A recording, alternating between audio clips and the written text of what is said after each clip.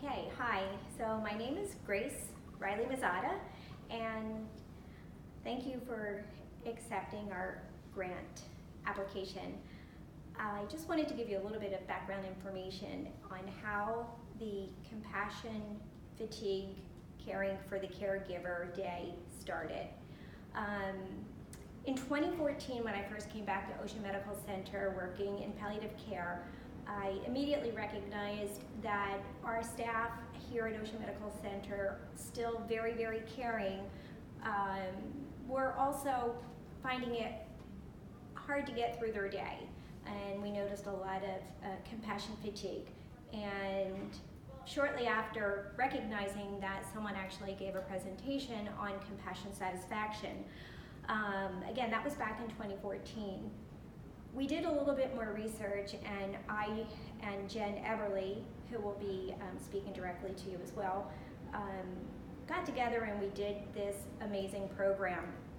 We've done several programs over the last 5 years. Our goal is to give 2 programs each year. And what we did was we wanted to provide staff with tools so that when they are experiencing compassion fatigue, they have tools, self-care modalities that they can implement to kind of replenish themselves. One of our famous quotes in compassion fatigue is a quote by Remen, and I know Jen is going to say this as well, but this really sums it up for us. The expectation that we can be immersed in suffering and loss daily and not be touched by it is as unrealistic as expecting to be able to walk through water without getting wet. And I really feel that that defines the acute care experience these days. Each and every day we are immersed in suffering, we are immersed in loss, and we really need to recognize the effects that that has on our team members. So as I said, we started this journey in 2014, and Dr.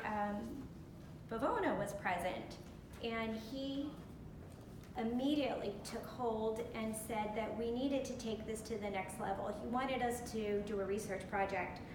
So we did start our research, and I just wanted to share some of the research with you from other hospitals. This was actually an article published in the Wall Street Journal back in January of 2012. And it is talking about Barnes Jewish Hospital in St. Louis. It says that compassion fatigue is a combination of secondary traumatic stress from witnessing the suffering of others and burnout. It can lead nurses to feel sadness and despair that impair their health and well-being. Hospitals are tackling the problem amid a worsening shortage of nurses and concerns that patients may actually suffer. Compassion fatigue can reduce nurses' empathy. Compassion fatigue has also been linked to decreased productivity, more sick days, higher turnover among care providers, and a study done in 2008 by the University of Nevada found that 12% of registered nurses in the United States were not working. And of those 12% of nurses who were not working, more than 27% cited burnout or stressful work environments. And what we know now in 2019 is that the average length of stay is about 1 year now for our new nurses. So what that means is they are really getting affected by this fatigue, this secondary stress syndrome, and looking to leave the profession of nursing altogether. So there's research that supports the role in recognizing and helping all team members alleviate some of this fatigue that we do experience. Other hospitals in the country have instituted something called a Code Lavender, and this was something that Dr. Pavona felt very strong. He felt strongly about instituting this here at Ocean Medical Center. So for example, North Hawaii Community Hospital, the Cleveland Clinic, and other hospitals around the country.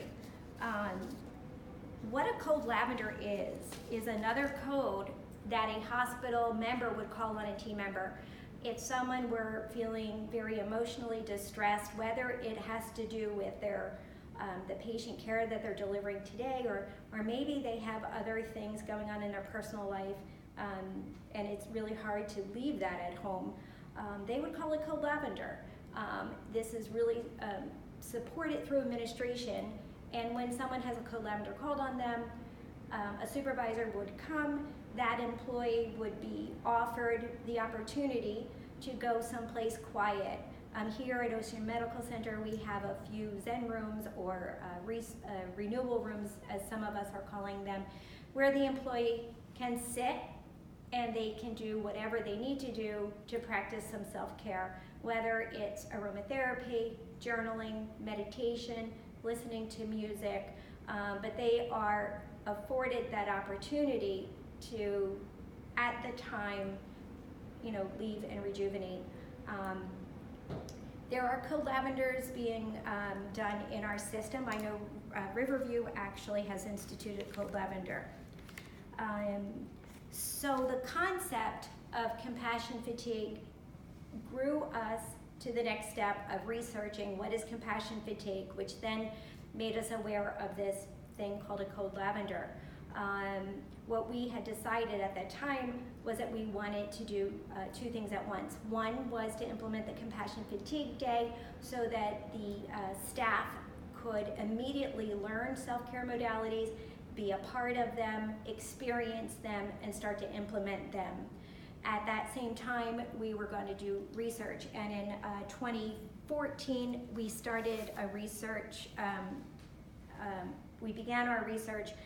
Our first research paper was called Measurement of Compassion Fatigue and Compassion Satisfaction in a Community Hospital Before and After Implementation of a Compassion Fatigue Program for Nurses Using the ART Model in Acute Care Inpatient Units. So that research has been completed, and we have submitted it for publication. We currently have another research project going as well. This one started in the beginning of at the end of 2018, and this research is titled Measuring Compassion Fatigue in Clinicians, Volunteers, and Hospital Staff Following the Implementation of Integrative Health Modalities. So the big difference was the very first one, we focused on the nurses. We very clearly recognize that it is the whole team here that provides a great experience for our patients, and so the second study involves all team members here, regardless of your role. So that's a little bit about how it started, that's a little bit about the research, but what I really want to help you understand today is what the actual day is about. So again, for me, I think the most important thing is to have people experience these modalities. They need to know what it is. They need to know if it's something that resonates with them. There are so many different modalities, and not every modality would suit every person. So our day starts bright and early with breakfast. We then do a grounding or a guided meditation. We do a lecture of what is compassion fatigue, what is burnout, what is empathy versus sympathy, and generally when we open the day with that information, there's a lot of crying in the audience, there's a lot of storytelling, and that's really what this is about. We want people to talk about their own personal experiences. What is making your heart heavy? What experience do you remember as a caregiver that you just cannot erase? So we start out with the general information, then we have a panel discussion, and whatever modalities we're presenting that day, each practitioner has 5 minutes to talk a little bit about what actually is Reiki versus massage therapy, what is acupuncture, what is, how is meditation beneficial, aromatherapy, herbal therapy. So we have many, many practitioners who up to this day have volunteered their time. After the panel discussion is over, every person is assigned a modality. Each person, it gets to experience every modality for about 20 to 25 minutes. We've done this, as I said, at least once, most of the time twice a year over the last 5 years, and people leave that day feeling refreshed, renewed, and almost every comment is this should be mandatory, and I obviously feel the same. If we want to provide the best patient experience, if we want our staff to have compassion, we need to make sure that their hearts are full. So that is a brief introduction to our day. And I just want to point out what the integrative health and medicine pillars, what they stress. They say that in order to be whole, we need to have good sleep, we need to have activity, we need to feel a sense of purpose, we need to have nutrition, and we need to be able to experience resilience.